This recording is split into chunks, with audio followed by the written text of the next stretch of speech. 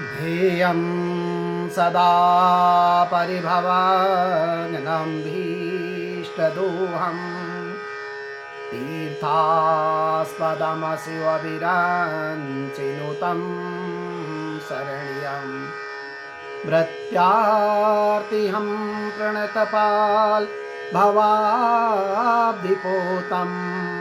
वन्दे महापुरुषते चरणारविन्दं वन्दे महापुरुषते चरणारविन्दं। श्रीमद् भागवत जी की रचना वेद व्यास भगवान ने वृद्धा अवस्था में की है। इस ग्रंथ की रचना जब वेद व्यास भगवान ने की तो उनके मन में ये चिंता सताने लगी कि यह शास्त्र मैं किसको दूं, ये ग्रंथ मैं किसको दूं, किसके द्वारा इस ग्रंथ का प्रचार होना चाहिए। भागवत शास्त्र मैंने मानव समाज के कल्याण के लिए इसकी रचना की है। श्री भागवत की रचना करके मैंने अब संपूर्ण विराम तो ले लिया है। अब तक तो मैं बहुत सारे ग्रंथों को लिखा हूँ और सारे पुराणों को लिखा हूँ, मैंने बहुत कुछ लिखा है। अब मैं ईश्वर के साथ अपना संबंध जोड़ूंगा, ऐसे भाव से वेद व्यास भगवान ने अपनी जो कलम है उसको स्थिर कर दिया, अर्थात उसको रख दिया। मेरा जीव जो प्रभु से अलग हो गया था, अब वह श्री कृष्ण के सम्मुख हो, इसलिए मैंने भागवत शास्त्र की रचना की, ऐसा वेद व्यास भगवान कह रहे हैं। ये भागवत जी ये जो है प्रेम के शास्त्र हैं, प्रेम की कथा है। इस प्रेम शास्त्र का प्रचार तो वही कर सकता है जो अतिशय विरक्त हो। श्री कृष्ण को छोड़ करके अन्य के साथ प्रेम करने वाला इस कथा का अधिकारी कैसे हो सकता है।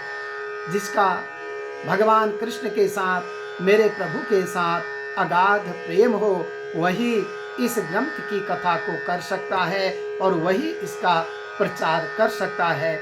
ऐसा वेद व्यास भगवान जो हैं वो अपने हृदय में सोच रहे हैं कि जो अतिशय विरक्त हो, ऐसा व्यक्ति जो है वो भागवत जी की कथा का संसार में प्रचार कर सकता है।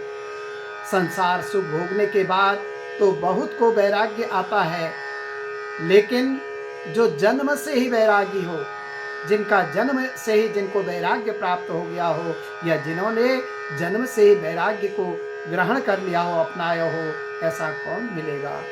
ऐसा भाव वेद व्यास भगवान के हृदय में आया। किसी योग्य पुत्र को जिसे मैं ज्ञान दे सकता हूँ, ऐसा वेद व्यास भगवान कह रहे हैं कि ऐसा वैरागी चाहिए जिससे कि यह समस्त जगत का कल्याण हो जाए इस कथा से। ऐसा विचार करके वृद्धावस्था में वेद व्यास भगवान को पुत्र की इच्छा हुई। पुत्रेष्णा हृदय में हो गई जागी। भगवान शंकर वैराग्य के स्वरूप हैं, ऐसा वेद व्यास भगवान अपने हृदय में विचार कर रहे हैं। शिव जी मुझ पर कृपा करें और मेरे यहाँ पुत्र के रूप में आए, ऐसा वेद व्यास भगवान के हृदय में विचार आ रहा है और उन्हीं के माध्यम से यह कार्य संपन्न हो सकता है। रुद्र का जन्म संभव है, परंतु महारुद्र का जन्म नहीं हो सकता है। भगवान शिव जो है परब्रह्म है और उनका जन्म नहीं है। शिव जी, भोलेनाथ जी महाराज जन्म धारण करें तो इस भागवत का प्रचार करें। भागवत शास्त्र का प्रचार तो शिव ही कर सकते हैं, ऐसा वेद व्यास भगवान जो है वो अपने हृदय में विचार कर रहे हैं। क्योंकि भोलेनाथ जी में ही संपूर्ण वैराग्य है, अन्य में वैराग्य है ही नहीं। व्यास जी ने मेरे प्रभु भोलेनाथ जी की आराधना प्रारंभ की। भोलेनाथ प्रसन्न हुए और व्यास जी से भोलेनाथ जी बोलते हैं कि आप वर मांगे। तो व्यास जी ने वही वर मांगा, हे जगत को आनंद देने वाले, हे परमात्मा, हे शिव, आप मेरे घर में पुत्र के रूप में पधारिए। भगवान भोलेनाथ शंकर जी को इस जगत में आना प्रिय नहीं लगता है। माया से प्रभु जो हैं काफी दूर हैं।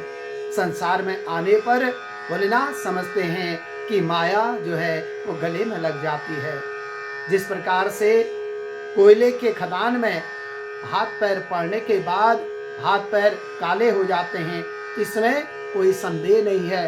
और बिना काले हुए हाथ पैर रह नहीं सकते हैं जब कोयले के खदान में हाथ पैर पड़े। व्यास जी ने कहा, महाराज, आपको तो संसार में आने की कोई जरूरत नहीं है, परंतु अनंत जीवों के कल्याण करने के लिए आप कृपा कीजिए, आप इस जगत में पधारिए। आपको माया कैसे प्रभावित कर सकती है? भोलेनाथ ने विचार किया कि मैं समाधि में आनंद का अनुभव करता हूँ, यदि वैसा आनंद जगत को न दूं तो मुझे जो है जगत के लोग स्वार्थी कहेंगे। ऐसे मेरे प्रभु भोलेनाथ जी अपने मन में विचार करते हैं। समाधि के आनंद का दान मुझे जगत को कराना चाहिए। और इस प्रकार ऐसा विचार करके शिव जी महाराज अवतार लेने को तत्पर हो गए। श्री सुखदेव जी भगवान शिव के ही अवतार थे, अतः वे जन्म से ही पूर्ण रूप से निर्विकार थे। अर्थात सुखदेव महाराज के हृदय में किसी भी प्रकार का कोई विकार था ही नहीं, निर्विकार थे।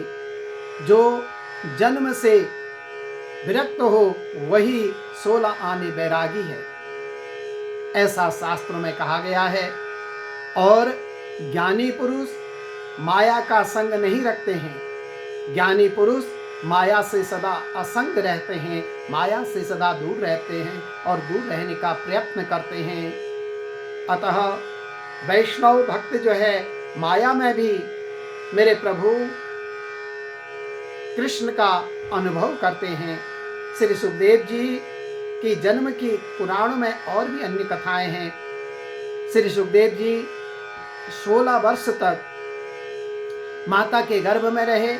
माँ के गर्भ में 16 वर्ष तक उन्होंने परमात्मा का ध्यान किया, प्रभु का ध्यान किया।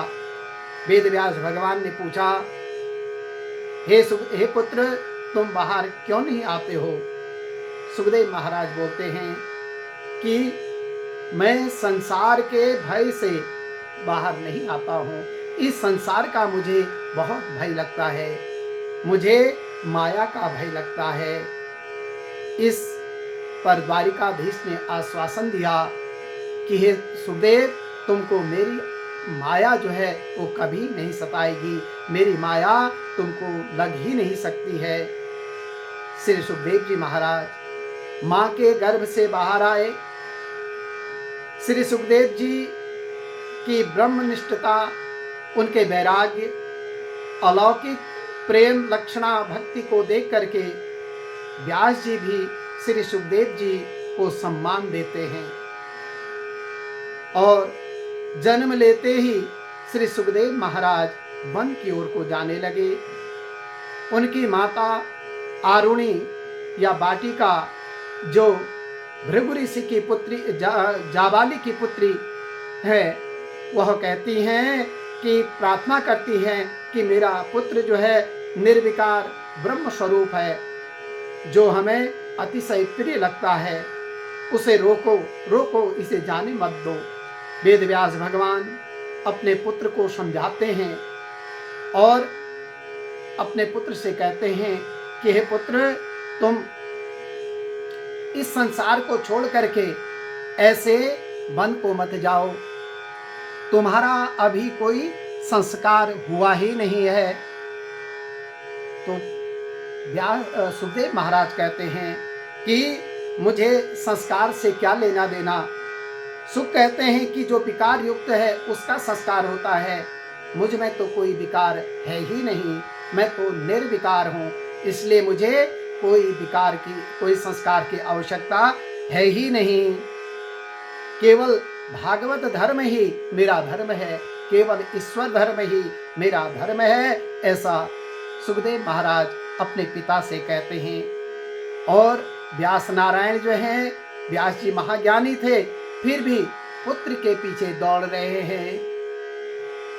पुत्र के पीछे दौड़ करके व्यास नारायण अपने पुत्र को बुलाते हैं, हे पुत्र तुम वापस लौटो, ऐसा सुखदेव महाराज व्यास जी महाराज अपने पुत्र से कहते हैं। और जब बहुत ही वितीर्ण हो जाता है हृदय, एक सुंदर सा भागवत जी का श्लोक है, यम प्रव्रजन्तमनुपेतमपेत कृत्यम द्वैपायनो विरह कातर आजुहाव पुत्रेति तन्मयतया तरवो अभिनेदुस् तं सर्वभूतिर्दयं मुनिमानतोऽस्मि, तं सर्वभूतिर्दयं मुनिमानतोऽस्मि। तो वेदव्यास भगवान जब आतुर होकर के अपने पुत्र के पीछे दौड़ रहे हैं, वापस लौटो, मुझे छोड़कर नहीं जाना, मैं तुम्हें तुम्हारे लग्न में विवाह करूंगा ऐसा, और तुम्हारा किसी भी विवाह नहीं करूंगा ऐसा आग्रह करते हैं। तो श्री कृष्ण का ध्यान करते करते और सब का भान भूल जाते हैं सुखदेव महाराज। उस उन्मत्त अवस्था में, भान भूली अवस्था में, कौन किसका पिता, कौन किसकी माता, अलौकिक संबंध का विस्मरण हो रहा है। और जब अलौकिक संबंधों का विस्मरण होता है तभी ब्रह्म संबंध होता है। जब पिता पुत्र का भान, पति पत्नी का भान, सांसारिक रिश्तों का भान समाप्त हो जाता है, तभी जीव का ब्रह्म संबंध होता है। तो इस प्रकार से जब लौकिक संबंधों का स्मरण रहता है तब तक ईश्वर भक्ति नहीं हो सकती है। तो इस प्रकार से सर्वव्यापक हो चुके श्री सुखदेव जी वृक्षों द्वारा उत्तर देते हैं। क्या कह रहे हैं, हे मुनिराज, आपको पुत्र के वियोग में ऐसा दुख हो रहा है, परंतु हमको तो देखो, जो हमको पत्थर मारते हैं हम उसे फल देते हैं। वृक्षों के पुत्र उनके फल हैं, और वृक्ष कह रहे हैं कि जो हमको पत्थर मारते हैं उनको हम फल देते हैं, पत्थर मारने वाले को फल देते हैं। तो वृक्ष कह रहे हैं कि हम तो वैष्णव हैं, तो आप पुत्र के वियोग से किस लिए रो रहे हो? आपका बेटा तो जगत कल्याण के लिए आगे बढ़ रहा है। और इस प्रकार से व्यास जी अभी तक बड़े व्यग्र चित्त हैं। तो ये संसार की माया बड़े बड़े ज्ञानियों, धीर वीर लोगों को दुखी कर देती है, सता देती है। सुखदेव महाराज ने कहा, जब व्यास जी व्यग्र हो गए तो कहते हैं, ये जीव तो अनेक बार पुत्र बना और अनेकों बार ये जीव पिता बन गया है। वासनाओं से बंधा हुआ जीव अनेक बार पिता पुत्र और स्त्री बन चुका है। अनेकों बार पूर्व जन्म के शत्रु के भी घर में आ जाते हैं, शत्रु भी पूर्व जन्म के घर में आ जाते हैं। अपनी वासनाओं के कारण दादा ही पौत्र बनकर आता है। वासना ही सदा पुनर्जन्म का कारण बनती है। ऐसा ज्ञानी सुखदेव महाराज कह रहे हैं, पिताजी मेरे और आपके अनेक जन्म हुए हैं, पूर्व जन्म की याद नहीं रहती है, और यही सबसे अच्छा है। यदि हमको पूर्व जन्म की याद रहे तो समझ लीजिए कि वो बड़ा दुख का कारण बन जाता है। ऐसा सुखदेव महाराज अपने पिता से कहते हैं, व्यास भगवान से कहते हैं, मेरे और आपके अनेकों जन्मों में हमको पूर्व जन्म का स्मरण है ही नहीं। पिताजी, न तो आप मेरे पिता हैं और न मैं आपका पुत्र हूं। हम सब इस माया के द्वारा ही एक दूसरे के बने हुए हैं। तो लक्ष्मण जी ने अपने ज्येष्ठ भ्राता भगवान पुरुषोत्तम, मर्यादा पुरुषोत्तम राम जी से पूछा था कि भगवान, माया क्या है? ये माया कैसी है? ब्रह्म और माया में क्या भेद है? तो भगवान राम ने लक्ष्मण जी से कहा, गो गोचर जहाँ लगी मन जाई, सो सब माया जाने हो भाई। ते कर भेद सुनहु तुम सो, विद्या अपर अविद्या दो। कहते हैं कि इंद्रियों के विषय को और जहां तक मन जाता है, हे भाई, उस सब को माया कहते हैं। जो इंद्रियां हैं और इंद्रियों के विषय जहां पर हैं वो सब माया ही है। और मन जो है जहां तक जाता है वो सब माया ही कहलाती है। और उसमें भी एक जो है विद्या और अविद्या का भेद है। एक दुष्ट अतिशय दुख रूप, अर्थात उसमें विद्या और अविद्या का बहुत बड़ा भेद है। ज्ञान और अज्ञानता का बहुत बड़ा भेद है। तो फिर क्या कह रहे हैं भगवान मर्यादा पुरुषोत्तम? कहते हैं, एक दुष्ट अतिशय दुख रूपा, जा बस जीव पराभव कूपा। एक रचई जग गुण बस जाके, प्रभु प्रेरित नहीं निज बलता के। एक अविद्या अर्थात दुष्ट जो है वो अविद्या है, दोषयुक्त एवं अत्यंत दुख रूप है, जिसके बस होकर के जीव संसार रूपी कुएं में पड़ा हुआ है। संसार रूपी कुएं से तात्पर्य है कि माया के बस में हुआ है, जिसके कारण अनेक प्रकार के दुख, अनेक प्रकार के सुखों का अनुभव होता है। एक विद्या जिसके बस में गुण है, जो जगत की रचना करती है, वह प्रभु से प्रेरित होती है और उसका अपना बल कुछ भी नहीं है। और कहते हैं, ज्ञान मान जहाँ एक नाहि, देख ब्रह्म समान सब माही। कहिय तात सो परम विरागी, तृण सम सिद्धि तीन गुण त्यागी। ज्ञान जिसमें मान आदि दोष नहीं है कि मेरा सम्मान हुआ, मेरा अपमान हुआ, ये दोष न हो, और सब में समान रूप से ब्रह्म का दर्शन करे कि ईश्वर सर्वभूतों के अंदर, सर्व शरीरों के अंदर ईश्वर का वास है।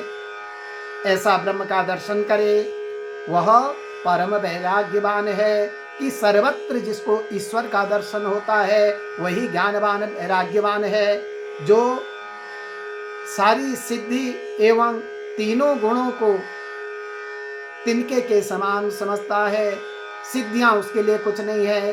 तीनों गुण सत, रज और तम से जो मुक्त है, ऐसा व्यक्ति वैरागी है, जिसमें दंभ, मान, हिंसा, क्षमा रहित, टेढ़ापन, आचार्य सेवा का अभाव, अपवित्रता, अस्थिर मन का और निगृहित न होना, इंद्रियों के विषय में आसक्ति, अहंकार, जन्म मृत्यु जरा व्याधि मय जगत में सुख, स्त्री पुत्र घर की आसक्ति बनी रहना तथा ममता और इष्ट अनिष्ट की प्राप्ति, हर्ष, शोक, भक्ति का अभाव, एकांत में मन न लगना, प्रभु के ध्यान में मन न लगना, विषयी मनुष्यों के संग में प्रेम, ये जो 18 चीजें हैं नित्य निरंतर जिसमें बसी रहती हैं, वह व्यक्ति क्या है कि अज्ञानी है। और आध्यात्म या आत्मा में जो स्थित परमात्मा का नित्य दर्शन हो, वही ज्ञानी कहलाता है। अर्थात जो आत्मज्ञान से परिपूर्ण हो जाता है, जो सर्वत्र भगवत दर्शन करने लग जाता है, वही आत्मज्ञानी है। सुखदेव महाराज और वेद व्यास भगवान के बीच में सारी वार्ता हो रही है।